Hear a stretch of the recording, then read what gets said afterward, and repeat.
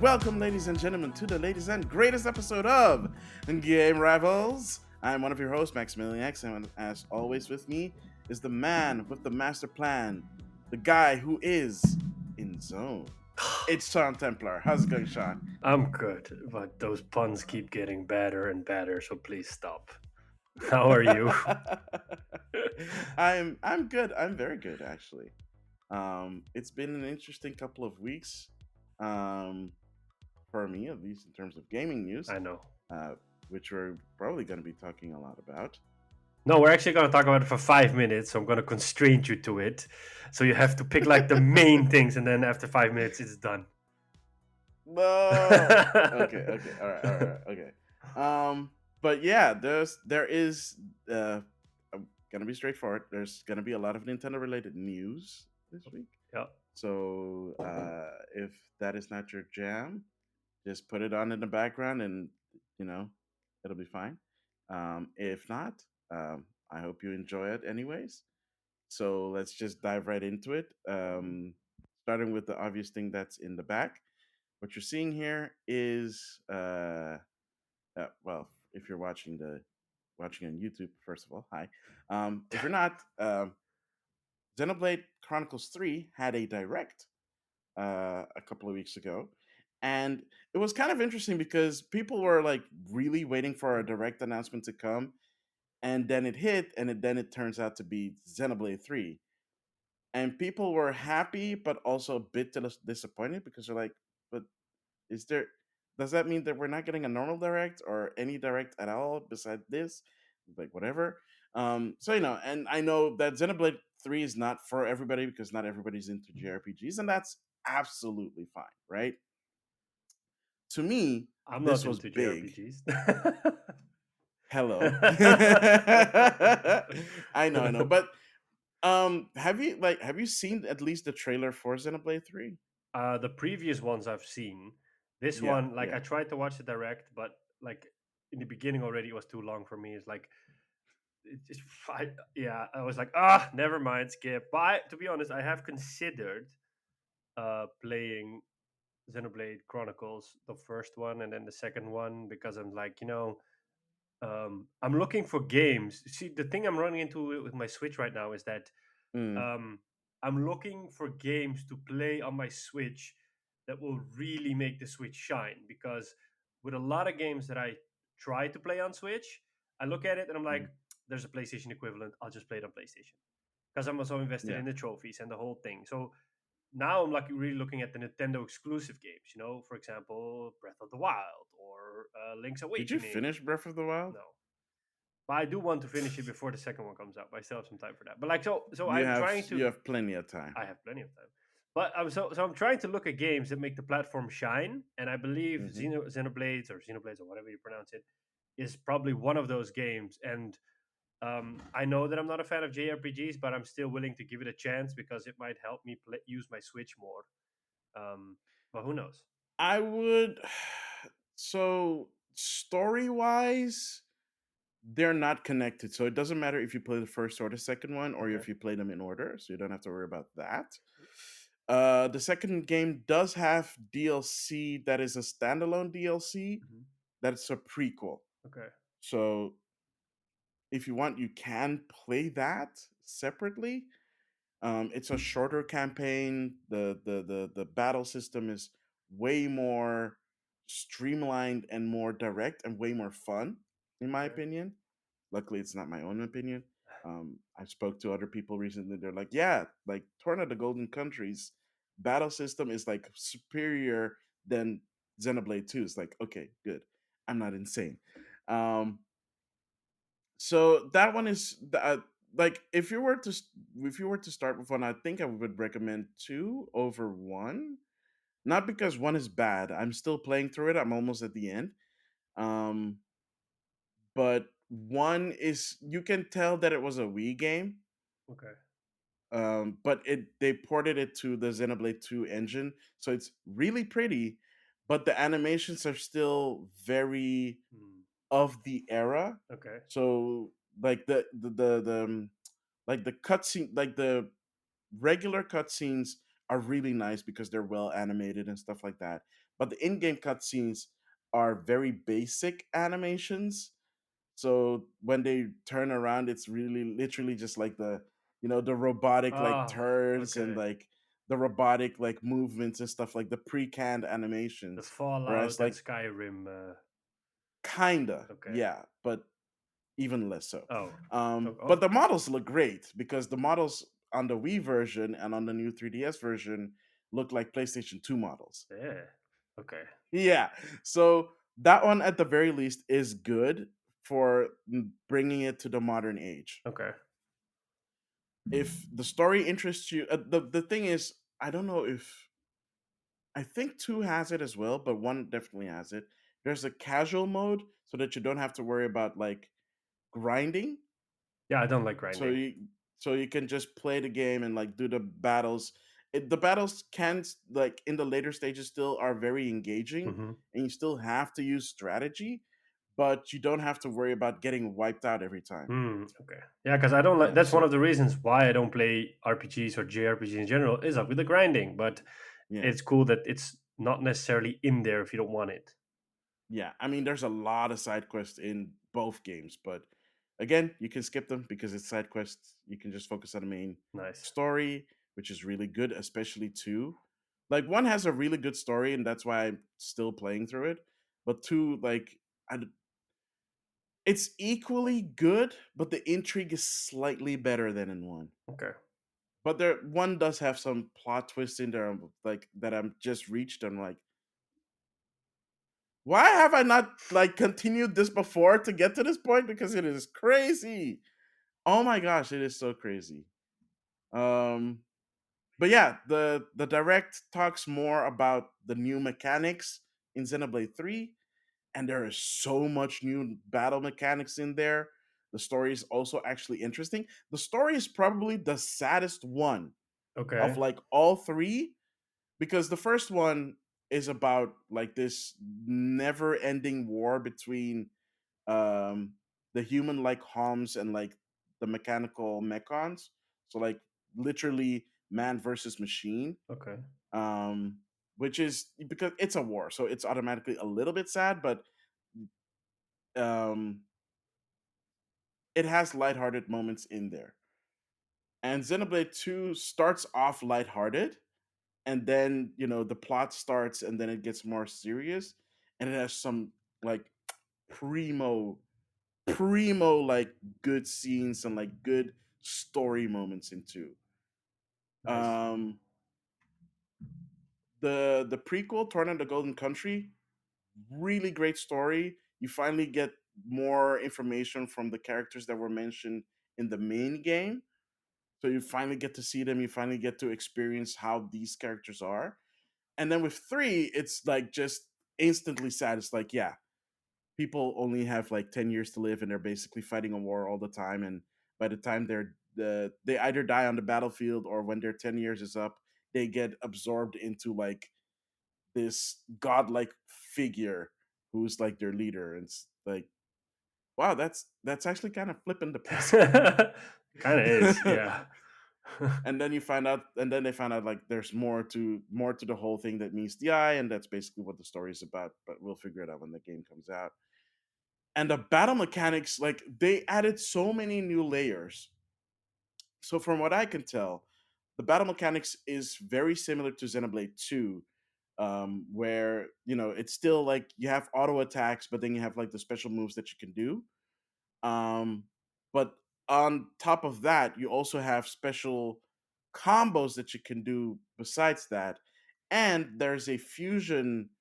There's a I wanted to say fusion dance, but it's not a fusion dance. There's a fusion mechanic where you fuse with another character, and then you become like this giant behemoth thing that wrecks house. Um, and there's also a proper class system, which neither Xenoblade 1 or 2 had, which adds way more dynamics. So you can actually swap classes with one another and basically have all of them be like the same class, for example, or have 2 of them be healers, 2 of them be attackers, and yada yada yada, and just mix and match move sets and classes. and abilities, which is really it's really dope. It looks really exciting. The game looks flipping gorgeous. I can't like Xenoblade 2 was already pretty. Hmm. 3 is actually prettier, and I'm not even sure how they're doing it on the same system. I mean, I get it. It's been a couple of years since Xenoblade 2 came out, so they understand the system more. They're able to get more out of the play. Wow, first almost said Xbox, then said PlayStation. I meant the Switch. Um, it's really crazy that they're able to do that with the Switch Yeah. after almost 6 years, 5 years, 5 years. So Imagine what they yeah, could do if they had an even newer Switch. I don't know. Maybe, probably better, probably better. Um, but yeah, I would totally recommend checking out the direct if you want to know more about that. The game is coming out in like less than a month. I'm super excited about it. I want to get the special edition, but it's still not available to pre-order Oh. in the US. They're already pre-ordered, and people are already reselling their pre-orders for Oh $300. wow. But how much is the normal price? The MSRP is? I don't know. I hang on a second. Let me check real quick. I don't think it's a lot. At most I think it's like 120 or $100. I don't know. 90. It's 90. What? That's not a lot. The special edition is $90 and they're selling it for 250 to 350? And are Oh, people that is actually buying messed it? up. Of course people are buying it. Because you can only get it through the Nintendo to the My Nintendo shop. So you need to have a Nintendo Switch Online membership Yes. to be able to right? No, sorry. No, you don't need the membership, but it is only exclusive to Nintendo's online store. So you can't get it anywhere else outside of the store. So if the store sells out, that's it. So I'm assuming it's sold out. Don't know. Yeah. Yeah, so the first round of pre-orders was an absolute disaster with demand crashing the My Nintendo store within minutes. Well, obviously. Nintendo opened up pre-orders once again today, and even with a few weeks of preparation, the site is still struggling. Jeez. I can't even imagine how it's gonna be like on Nintendo of Europe's website when that is out. Crud. Like I checked even today, like before we started recording, and it's still not available. I signed up for like the notification. There's still no email going out from hey, it's ready for pre-order. It's like game's coming out in a couple of weeks. Where are the pre-orders? Oh What my I'm gonna tell gosh! you what's gonna happen. Their pre-order is gonna go live, and then you're gonna be in a situation where you cannot get it, and then you're gonna be bummed out. Oh, like mm, I will smack a person if that happens. Oh my gosh, I'm gonna be so because I've had the special edition of all the Xenoblades so far, except for well, there was no special edition for the 3DS version. So I have the special edition of like Xenoblade for the Wii. I have the special edition of Xenoblade 2 on the Switch. I didn't get the special edition of the definitive edition on Switch because it was way too expensive and I didn't have the money for it at the time. I'm still kicking my head because that came with a sweet vinyl of the soundtrack. I was like, damn, I kind of wanted that for my wall. Hmm. Um, but yeah, did see it again, but like it was like price gouged up to like wazoo. It was like, oh, I'm not gonna get that. Like 200, 200 euros. Like, no, no. Wow. The original was 120 though, to be fair, Okay. with the vinyl. So yeah, that was that direct, and then Nintendo decided to bless us again with another direct, Yeah. a partner direct. So people did keep their expectations in check for once, because you know how Nintendo fans are, right? They'll be like, oh wow, the direct was expecting it's like no, Nintendo was like forthright and was like, this is a partner direct. It's third party games only. Don't expect any first party games to be announced, and it's only games that are coming out this year in the next 12 months. So people had their expectations in check for once, which is really surprising because people actually did like this direct, including myself. There were a lot of announcements for something that only lasted 25 minutes, and there were a lot of big ones, a lot of flipping big ones. For me, the biggest one was Near Automata being announced because I've been wanting for years for that to come out on Switch. And when it didn't happen, I was like, you know what? I give up. So when it was on discount for like, I want to say 12 euros on the PlayStation Store, I bought it there. And I finished it. I platinumed it. It's the only game that I've ever platinumed. And then they announced the Switch version. That was like, I was so shocked. I almost had a heart attack. I was like, oh my God, it's the it's there on the top bottom. It's like a sword. What is that? It's like it's there on the bottom. Like, oh my gosh, it's so crazy. Oh my gosh, I lost my actual mind when I saw that announcement. I was like, yes! And then they announced Mega Man Battle Network Legacy Collection, and I lost my stuff again. I was like, I lost it. Ah! Also, another thing that I've been wanting for so friggin' long. It's like you've done all the Mega Man games. Literally, the only series that you haven't done is the RPG series. Well, that and Mega Man Legends, but we don't talk about Mega Man Legends. But yeah, Battle Network is coming next year in a collection. If you're buying it online, they split it into two parts again, which is like, why? So now I have to like pre-order it so that I can get the physical copy that has all of them in one. So that's 10 games in one. And it's an RPG, it's an RPG series, so they're all long. So if I wanted to, I could literally do like a whole year's worth of Mega Man Battle Network live streams if I got it, if I chose to do. I don't know if people are waiting for that. I don't know either. I doubt it, but it's there. They announced a bunch of other cool stuff. There was this really pretty indie game called Blanc with this fox and a deer, like this baby deer, and they have to make it through this desolate wasteland. There's like no dialogue in the game apparently, like no text. Sounds It's like just a journey. exactly. So I know that if I play that game, I'm probably gonna be crying at the end. No, I'm not even kidding because it looks so gosh darn adorable. There's probably something bad gonna happen to one of them or both of them. Well, So yeah, I'm looking forward to seeing that on stream. yeah, I would never stream something that would make me cry in public. Hey, look, it Um, shows a more sensitive side of you. uh-huh, yeah. Nah, you just take my word for it. They showed off Return to Monkey Island, which people were also looking forward to. It is a console. I think they said it was a console launch exclusive, so it's coming to Switch first. Well, Switch and PC first, and then it's gonna come to other consoles later. They can have it. So that's nice. Oh yeah, Blank is also a Switch exclusive. Um, they, there were a lot of farming simulator games that were not farming, but Harvest Moon like Yeah, games announced. There was Doraemon Story of Sequel Seasons, the sequel.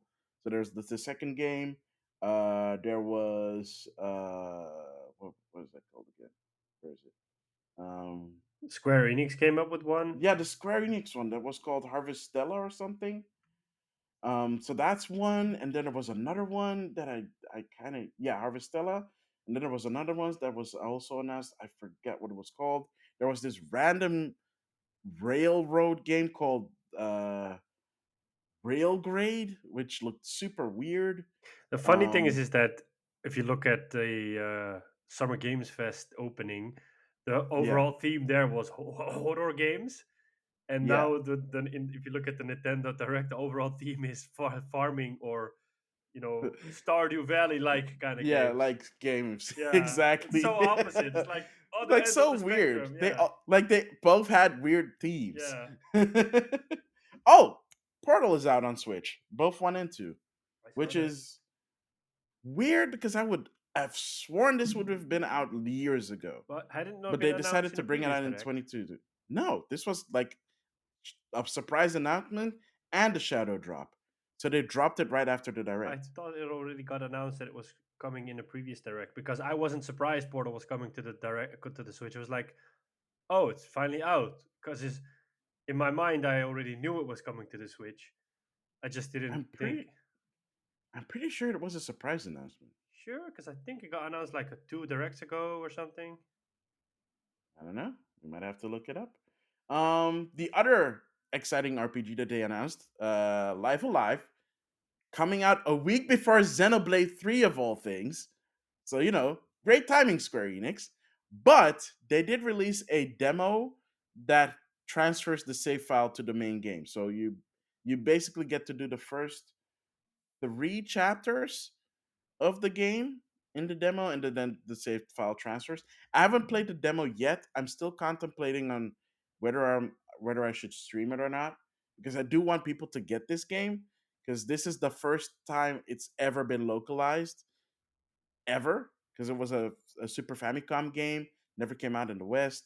It's a very unique JRPG, which takes place over like different eras. Like it starts from the prehistoric era all the way to the far future, and like every era has like their own protagonist and their own story, and every story has a unique battle system. So I'm actually really curious about that one. The Portal got Um, announced in February. really? Yeah, that's why I was Wow. not surprised. Huh. I think it got I announced by at a direct back then as well. I completely forgot about that. It's it's not important enough for you to remember. So But no, no. I mean, yeah, yeah. I know. Also, mostly because it's 2022, and it's like, who hasn't played Portal yet? Okay. To be fair, there might be actually be. I haven't played Portal One. I haven't played Portal Two. I've never finished Half Life, and I've never finished Half Life Two. Okay, I can give you that because I haven't finished Half Life or Half Life 2 yet. I've played them both, Um, but I've played both of yeah, them too back in the day, but yeah. But for me, I guess it's because back then I wasn't a PC gamer, and oh no, I got stuck on a boss. oh I yeah, I think knew that they came I out. got stuck somewhere. Yeah, I mean, even though they came to console, it was like, meh. And I know like the whole world's waiting for well, the whole world was waiting for Half Life Three, and I think at this point they don't care anymore because Yeah. I think that fan base got older and moved on to something else, and like the current fan base or Yeah, millennials at or this whatever don't point, even Half know Life what it 3 is a is. meme. Yeah, At this point, Half Life yeah, 3 is just a meme. yeah.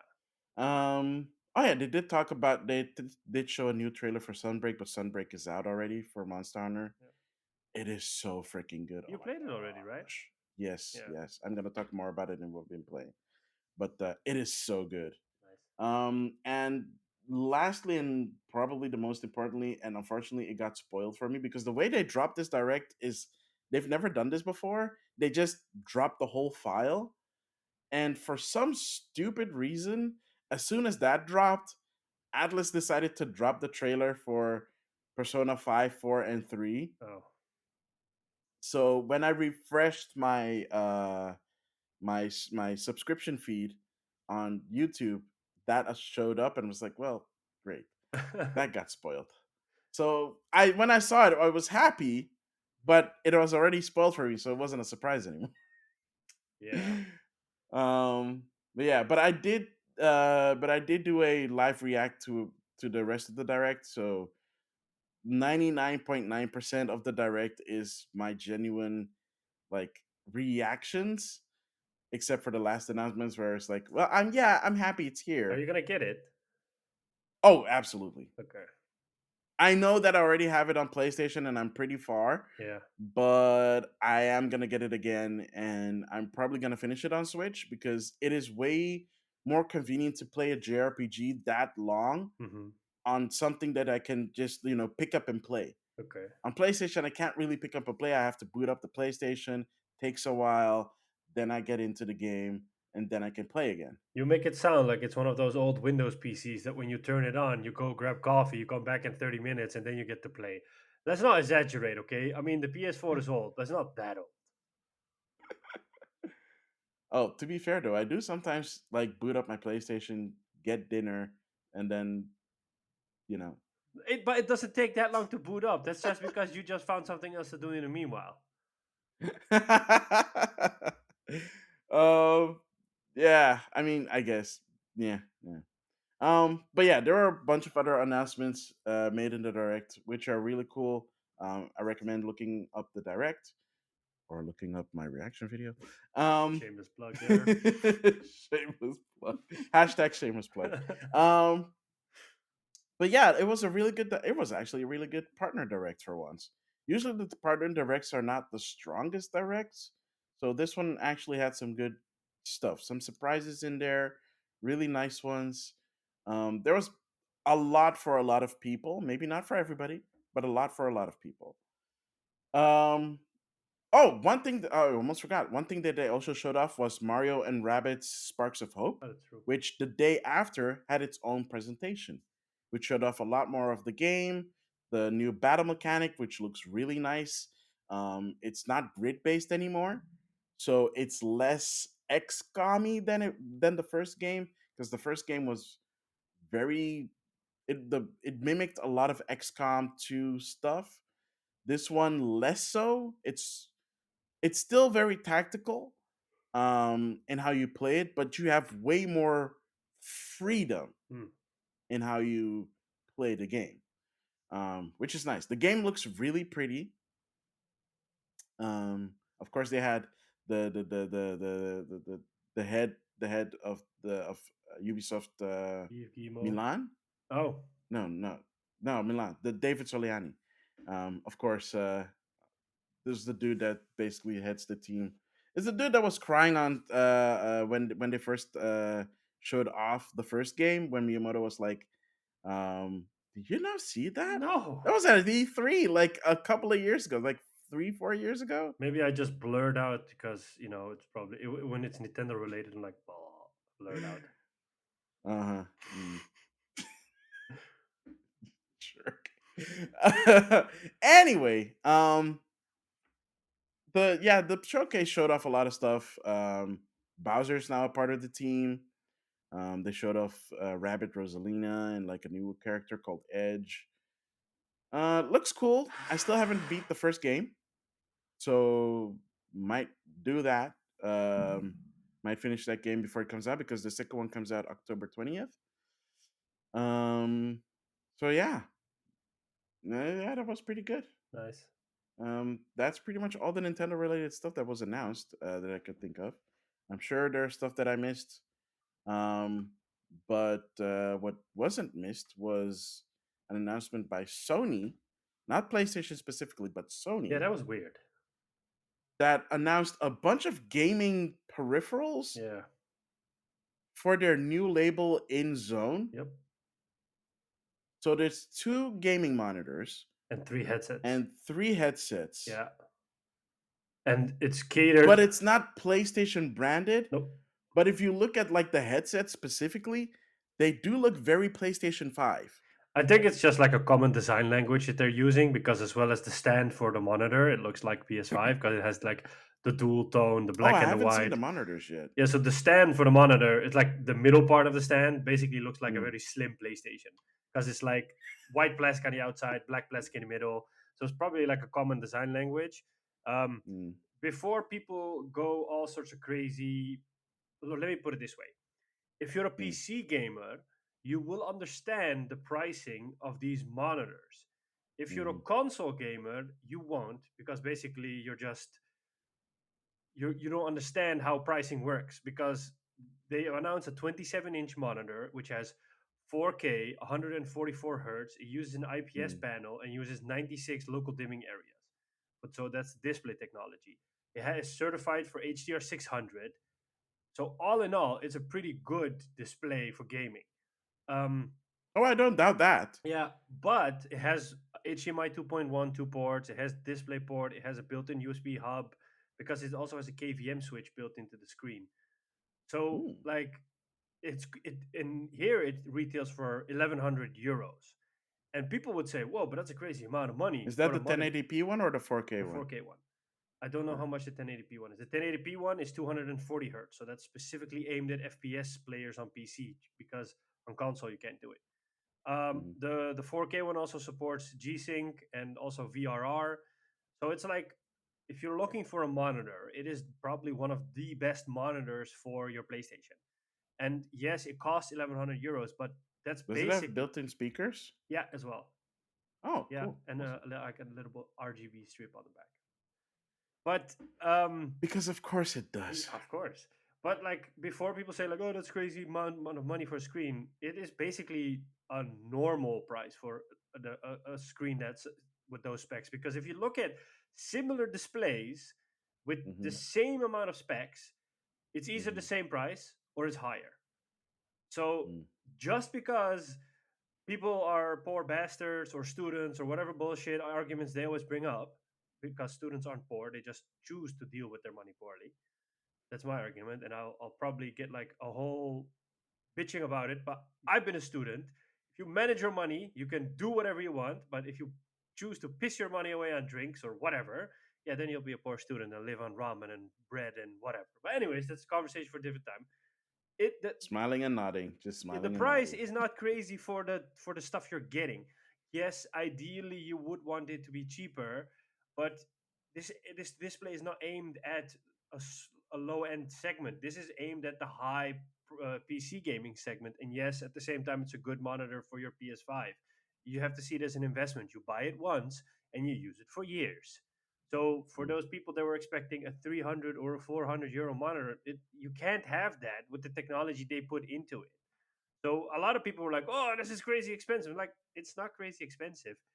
The device they charge what other competitors do as well. Of course, you would want them to undercut it, but then they'll sell it at a loss, and then they can never do a screen after this anymore. Or you could say, for 1,100 euros, go buy yourself an LG OLED 42-inch. Then you have value for your money, but that also means you have a big screen on your desk, and some people don't want that. Fair point. Yeah, I will say this though, the headset is very interesting yeah, because all of them supports spatial audio yep, or 3D audio. yep, But like the wired one is 99 euros. yes. It is the cheapest of the one. I'm honestly contemplating maybe getting that one. Yeah, it has a built. Um, It has an included USB adapter as well if you want to use it on PC. So exactly. yeah, And I can use it on my PlayStation 4 as well if I wanted to. yeah. And then So, the two other models are wireless, and basically it's like a more of a comfort thingy. So like the more expensive one has like soft leather cups for your ears, and has like a few other smaller features, but basically from like the main features are carried over to both. Um, so I think the difference is 70 euros. The middle one is 230, and the more expensive and one is doesn't have noise 300. canceling. Yeah, I don't know if it's like noise canceling per se or noise canceling microphones. There's something like the differences are minor. It's not like you're getting a really bad headset if you buy the middle one or Yeah, the no. wired one. I mean, they're all three good headsets. I just wonder how this will fit into the lineup with if you also have the Sony PlayStation 5 headset, which is also 99 euros, which is also wireless. So, like, how does this fit into that strategy? Hmm. Because That's a good I point. have the Wait, can you use that one on stuff other than the PlayStation 5? it has a built-in headphone jack. So yeah, there's also a cable included in the box. Oh, okay. Yeah. Weird. Yeah, so I wonder how it's going to. But then again, it could be like the monitor aimed at all gamers instead of PlayStation gamers, because the PlayStation 5 Fair. headset is meant to be Yeah. paired with the PS5. But if you want a more premium option, you could go for the in-zone line. Mm. Or if you like, for example, you could use it on your Switch as well, or on your PC, or whatever. Yeah. Yeah, Fair. Yeah, that's true. I yeah, mean, I might get it in the future. Because I do need to upgrade from these. yeah, These are 7.1 surround sound speaker headsets, so they're really nice. But yeah, I've had these for quite some time, so I do eventually need to upgrade to better ones. yeah, Plus, the 3D audio thing is very intriguing because I want to know if the 3D audio works with, like, if I would use it on PC, if that works, if it comes with the software that supports it. I'm assuming it does. I think it's two separate things here because you have 3D audio and you have Yeah, spatial audio. The headset yeah. supports spatial audio, but 3D audio is something exclusive to PS5. But for 3D audio to work, you can use any headset. You don't have to have a specific headset because it's done from a hardware point of view from the PS5.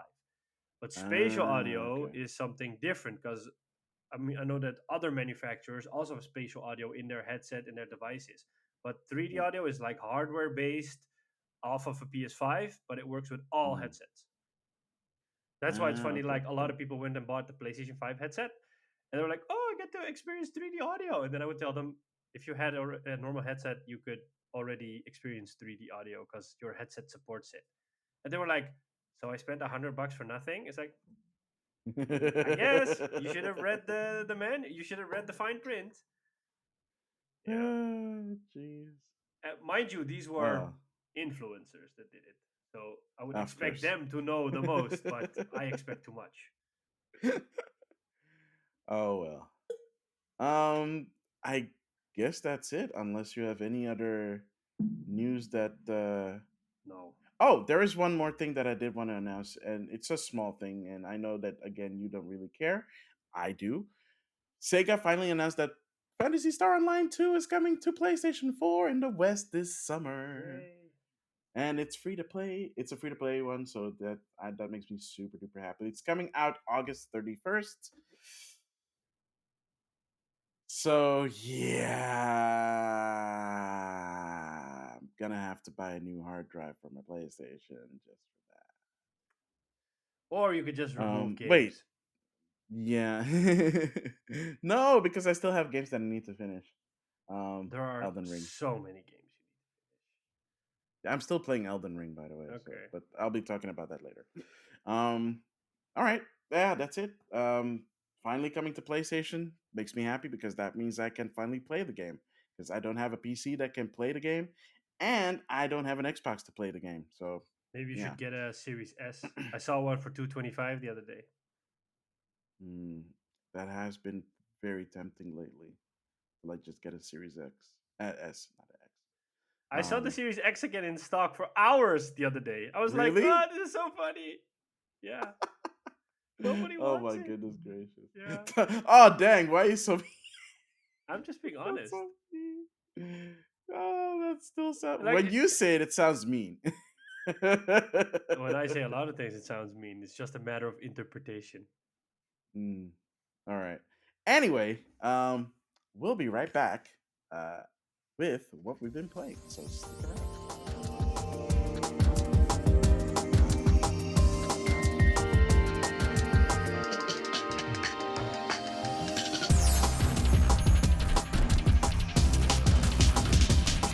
And welcome back, ladies and gentlemen, to the second segment, which is, of course, what we've been playing. Sean Templar, what have you been playing? I've been playing a few games. The new PlayStation Plus came out in the here as well, finally. So I Finally! upgraded to extra because uh, I didn't really saw a use for premium. So I got extra, which means you get like the. Initially they said it was gonna be over 700 games, but in the end Sony did a little bit more than that. It's over 800 games. So I think the exact amount is like 840. Ooh, nice. Yeah, so I downloaded Guardians of the Galaxy. I downloaded Ghost of Tsushima, the director's cut. I downloaded Demon Hmm. Souls. I only played Guardians of the Galaxy so far, but I'm really liking it. It's as I said, Nice. like I was not expecting the game to be this well. I think it's like I really don't the think anybody was expecting the no, game no, to be this well. especially after Avengers, like everybody was like, meh, you know. I was like, meh, but I think it's Yeah. really like the underdog of last year, and it's really fun. It's cool to see that. So um, it's basically an action adventure game, and it's a pretty long one as well. I'm only in chapter 3 or 4 right now, and it's like 14 chapters. And Hmm. you know, it's just funny Guardians of the Galaxy, like you're kind of used to from the movies. The combat is fun. It's cool to see that like all the Guardians have different abilities they can use in combat, and then you can kind of like mash those combos together. There's like a combo meter with like all sorts of words like marvelous, amazing, like when you hit enemies or do combos, and you can tie Yeah. those combos together to do more damage. But it's also cool that like all the guardians have their own abilities to solve puzzles. So sometimes you need to lean on different abilities to solve environmental puzzles, which makes it fun.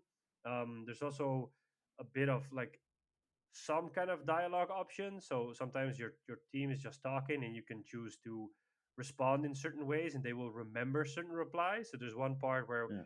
you're in this canyon, and then you need to get across, and then you can choose to have Drax throw Rocket over the gap, or you can just say, "Oh, let's try to find another way." So I chose to throw Rocket across, and he didn't like that, and he was really upset and pissed about it. And then you see like in the upper right corner, you see like Rocket's really upset with you that you made him, you made Drax throw him. And then later you get that back, like Rocket's still upset, and then he might not do certain things, or he might do certain things in the story. Hmm. So it's cool to see that element in there.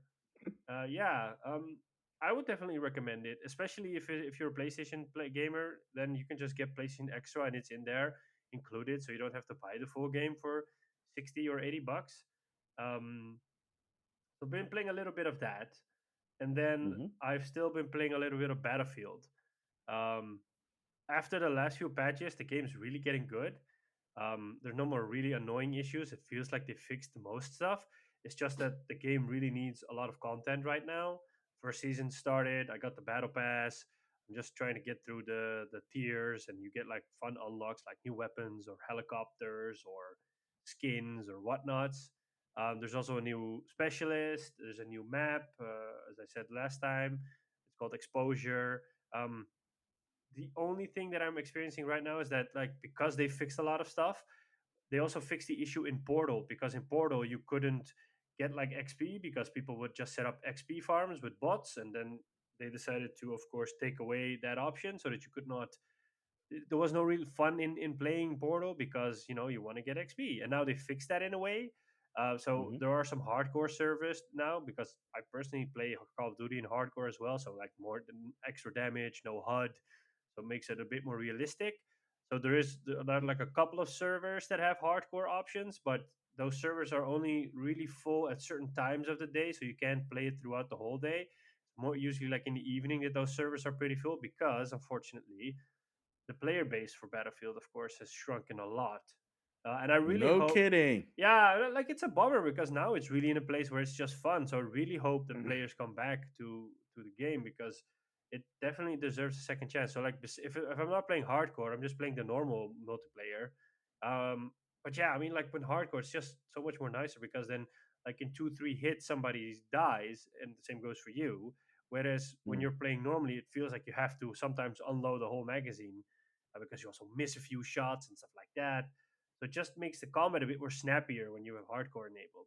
I was playing Mm. it this morning again, and yeah, they fixed a lot of the issues. So I'm really happy with that because I felt like the aim assist was really broken, and now they've also fixed that as well. Um, so I'm just having a lot of fun with Battlefield. I just pop in there, play for like an hour, sometimes a little bit longer, and then I just leave it as it is. Um, we're all, of course, waiting for Modern Warfare 2 to come out in October so that we can play that with our regular Call of Duty gang. In between, we're also playing Rainbow Six Siege, yeah, which is basically, Oh yeah, how's that going? yeah, so I haven't played this week, but last week we played a couple of matches. I'm starting to get better at that as well because you always also have to find like an operator that suits your style. And because we only bought the base game, we don't have like any of the season passes or year passes. You're missing a few of the operators, but it's still Hmm. fun to play because you know there's a bit of strategy involved and a little bit of planning and a lot of communicating with your team. um, there was this one match that we were there's like a hostage mission on an aircraft, and then it's on an airfield and you have to board the aircraft and then secure the hostage. And then at one point I was like up at the upper level crawling through some vents, and then I suddenly saw one guy and I was able to peek and I was able to take the guy out. And because you're hearing footsteps but you can't exactly determine where they're coming from, so you're getting a little bit paranoid, so you're constantly looking around 360 the whole time. And then eventually I got like 3 or 4 in a row because they all came from the same sides, you know. And I'm like, oh, okay, this is nice. And then I got eventually at that match, I was the MVP. I'm like, whoa, this I would never expect this to happen to me in a game like that because it's also skill based matchmaking. So you Yeah, get yeah, put into more harder matches, but it's a lot of fun. I didn't expect it to like it. Like I played Rainbow Six Vegas 1 and 2 in the past, and I love those games, but that's like years ago. So I'm really happy with this, even though if it's like a little bit that I play it. I just need to kill some time until I get to October or maybe in August. I think September, August, September, Saints Row is coming out, so I'm hoping that one to get good reviews as well. Um, so maybe I'll just jump on that. And yeah, that's basically it. I would still want to go back to Ghost of Tsushima to play the Iki Island expansion, and I want to start trying Demon Souls because um, yeah, I'm not a Souls fan, but Demon Souls looks really fun, and I watched a streamer do like a whole playthrough, so I kind of have like tips and tricks on how to approach it. Because I'm gonna pick a hmm character with magic as well, so that way it's at least like a little bit easier to play. Because then you have like ranged combat and close combat. hmm But yeah, we'll see. I mean, I have time, so yeah, you definitely yeah. do. So what have you been playing? Oh, well, Fall Guys finally came to Switch. Oh, that's right. Yeah, and it's free to play. Oh yes. So it's been a while since I've played Fall Guys. But the last time I played Fall Guys was on PlayStation, obviously, because it was part of the PlayStation Plus. Um, it's okay. Like on Switch, the launch was terrible, by the way. Like in general, because they did not expect so many people apparently to play a free to play game. Okay. Well, on Fine, PlayStation, like whatever. everybody it was super popular on PlayStation as well. So I'm surprised why people why they Yeah, and expected it. on PC because it was on Steam. It's not on Steam anymore. It's now on Epic Game Store because Epic bought the developer.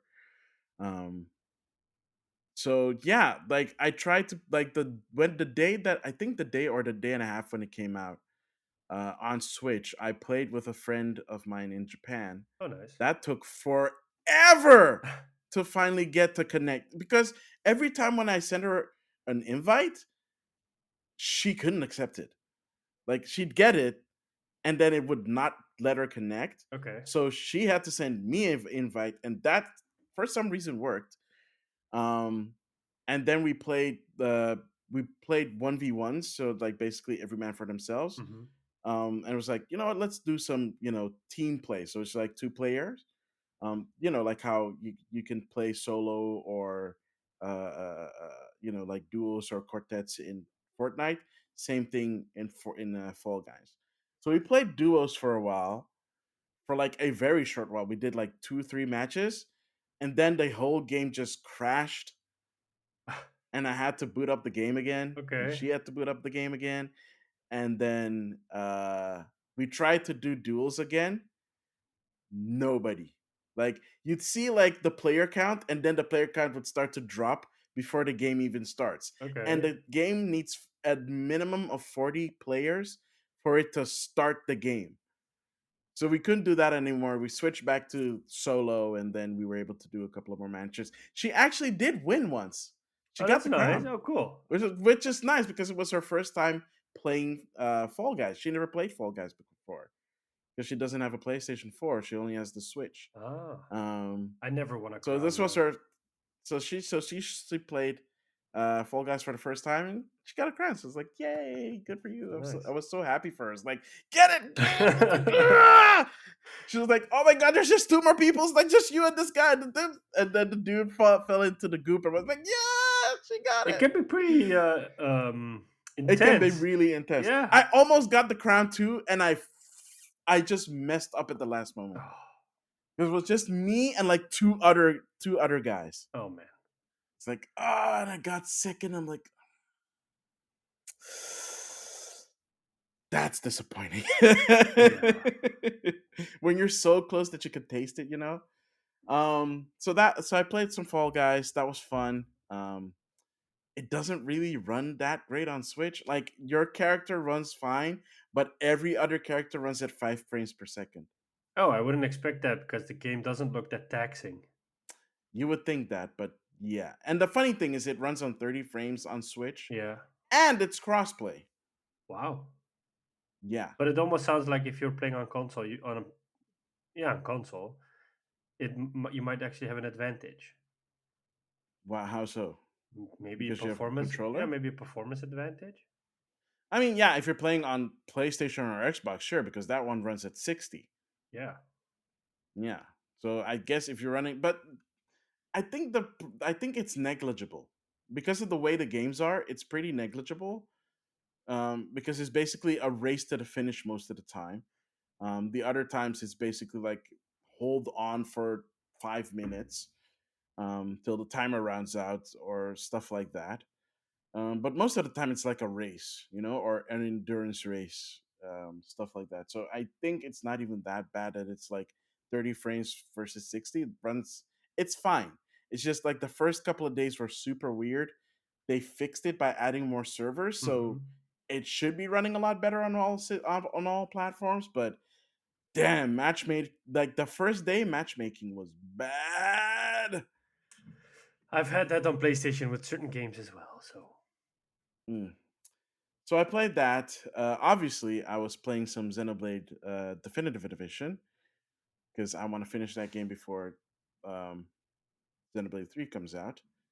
I'm really far. I think I'm in the final two chapters. oh, that's nice. And then I did a whole bunch of side quests. So it's like, oh, you have to do this one thing. It's like, can I go do other things? Nothing is stopping me? Okay, I'm going to do side quests now. So I went and did a bunch of side quests. And I think I've done most of the side quests. Because it's not there are no new side quests popping up, so I was like, okay, I have to go and continue the chapter. So I think I'm gonna do that afterwards. Um, but yeah, so that's one, and then of course, Monster Hunter Rise Sunbreak. Oh my gosh, I was so excited. Came out, I bought it, I pre-ordered it, um, played it a bunch. It is so much harder, but also so much more rewarding. The game is just so cool. The new monsters, the new subspecies, the new mechanics, the switch skill swap. So, mouthful, but such a cool mechanic. It just makes the switch axe even more cooler, even though it was already cool. It's just, oh my god, it's so good, so good. So many like small quality of life changes that they added that make me go, oh yeah, game is way better. For example, you can wall run in Monster Hunter Rise, but to do that you need to use this thing called the wire bug so that you can like zip to the wall and then do a wall run. Now all you need to do is run. You run to the wall and you start a wall run. I'm like, the first time it happened, I was like, wait, I did not use a wire bug. Why am I running on the wall? I'm like, wait, did they just add that? That was like so good. I'm like, yes, because it makes it so much better to like maneuver around monsters if you're like in a tight room and you don't have to worry about like a wire bug because they have to recharge every time you use them. So it's like, okay, if you use both wire bugs, then you have to wait like 10, 20 seconds for them to recharge. You have to wait longer if you use a special skill, but if you can just wall run now, that is more a stamina issue than a wire bug issue, which is fantastic because you can buff your stamina easy. Plus you can also use items to prolong your stamina, so way better, way better. Plus they also added, new locales and stuff like that. One of them is a remake from Monster Hunter 2, or sorry, Monster Hunter Dose. Is it Um, really called those? Yes, it's Monster Hunter Dose, Monster Hunter Try. 4 was just called 4. Wow. Oh Yeah. my god. Yeah, Japan, what you got to do? Uh, I guess. I mean, the PSP one was called Freedom Unite. I know. Yeah. Well, in the West, it was called Freedom Unite. In Japan, it was called Monster Hunter Portable First, Portable Second, Portable Third. That actually makes 4 more did not get a sense. portable version. Yeah, You would think that, but apparently they were like, no, no, we're just gonna call because they didn't bring Monster Hunter Portable to the West. They ported Monster Hunter Portable Second G, which is like the upgraded version, to the West. That's the one that's called Freedom Unite. Okay. I know that those Yeah. games were really popular, especially in Oh Japan. yeah, yeah, yeah, yeah, yeah. Oh yeah, because everybody who had their PlayStation the portables are with them all the time, Yeah, man. Everybody like they had cafes specifically for Monster Hunter I players. know. That's how popular that was. In the time before online gaming on portable You systems. would almost say that if Sony did something again with a handheld, at least in Japan, a lot of people would probably buy it as well. Probably, but not for the reasons you think. And that is Because remember, the Vita ended up being nothing more than a visual novel machine. There were a lot of visual novels coming out in Japan, like a lot. And this a similar thing started to happen with the Switch, like a couple of years ago. There are a lot of visual novels in Japan on Switch, and like a lot of them get Western releases, and I don't know why. oh wow. I Yeah, don't know who plays but them. I can And imagine there's clearly a market. I don't know who plays them. it's kind of like farming Mostly simulator. women. Probably like farming simulator Yeah, but with farming simulators or like Harvest or bus Moon esque or simulator or truck simulator or like you're asking like why are these so games basically coming out? Germany. Yeah, So but there's a basically market for it Germany. in Germany. Yeah, here we don't care, but Visual novels, mostly women or dudes that are into very particular kind of visual novels. But most of the visual novels that are on Switch are really aimed at women hmm. because they're all pretty boys and stuff. Oh, okay. Yeah, that's not made for me. You don't say. um, yeah, no kidding. Um, I think that's it. Did I play anything else? That's I okay. want to say yes, but I don't remember what. That's okay. I haven't played Live Alive yet, the demo, but I am gonna play it. Um. Oh, oh my God! What could I forget? Turtles. Oh, The new Turtles game, Shredder's Revenge. Oh my God, it's so good. I need people to play it with. I need people. that sounds It's desperate. so. I played it solo. I played it on stream, Ask but it on your Instagram. honestly, Probably people will just say, oh, okay. there are people that want to play with, but time zone. So I still need to figure that out. But yeah, definitely. Oh my gosh, it is so fun. Like I don't know if you ever played like Turtles in Time before, I played or it on the NES or the SNES. I don't know which one, but I played it like years ago. yeah, that's SNES. Yeah, Yeah, yeah. Oh my god, that's so good. This is so good. Shredder's Revenge is so good. It literally caters to '90s kids. nice. So yeah, if you have Xbox Game Pass, you have zero excuse not to try it. And if you have a bunch of friends that can play with you, the better. Nice. That's it. That's all I've been playing. Cool. Well, then, on that note, thank you for tuning in to this episode of Game Rivals. It's a short one, but hey, um, in Dutch they say kort maar krachtig, so why not? Short but powerful. Yeah, and if you're all about the Nintendo stuff, well, this episode was for you because I basically said nothing and Maximilian said everything. Go Nintendo. Yay. Yay, Nintendo. Yay. And you can find us on all your major podcasting platforms: Apple Podcasts, Spotify, Google, Overcast, Stitcher. We're probably there. Um, you can find us on YouTube as well. The episode goes live, the video version at least goes live the same time the audio version goes live. We shall put the link in the description so you can click on it.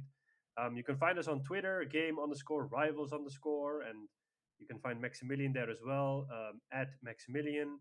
You can reach us through email, gamerivalsfeedback@gmail.com. You can find us on at least Maximilian on Twitch, twitch.tv/Maximilian underscore X. On Instagram, it's at Maximilian underscore X and at Game Rivals. Same goes for TikTok. And I think that's it. Yep, that's Yeah. it. On that note, I have been and always will be Sean Templar. And I have been and will always be Maximilian X. And we'll see you on the battlefield. Later.